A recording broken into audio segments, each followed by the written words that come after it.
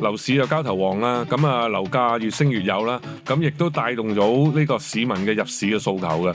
咁喺我哋香港置業嗰個調查裏邊咧，我哋睇到咧就大概有57.1%咧嘅受訪者咧，佢哋有意咧就喺未來嘅12個月裏邊咧就會置業嘅。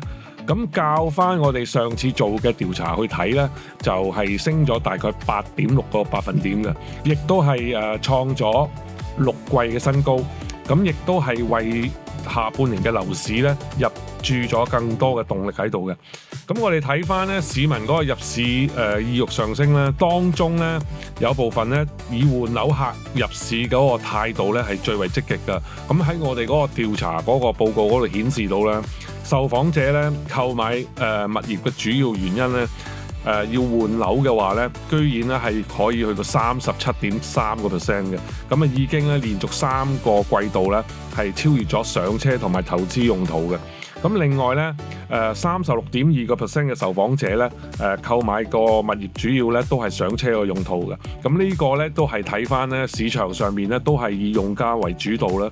咁我哋見到咧就係話置業者佢哋嗰個選擇方面係乜嘢咧？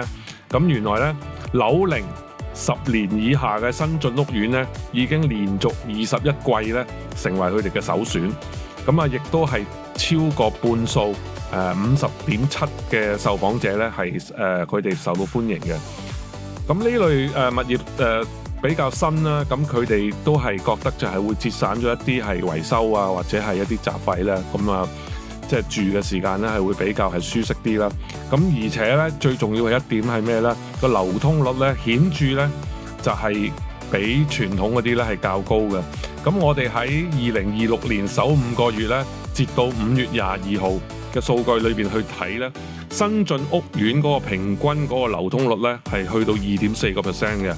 咁比起傳統10大屋苑嗰個1.2%咧，咁啊明顯咧就即係已經跑贏啦，即係成倍咁滯。咁意味住咧嗰個轉手能力強啦，靈活性高啦，咁加上咧坐落呢啲咁嘅新嘅發展區咧，佢係會受惠到嗰個基建升級啊，咁啊具有呢個中長途嘅升值潛力。咁所以咧，我哋見到咧成功咧係會吸引到年輕嘅客群啦，同埋投資者嘅。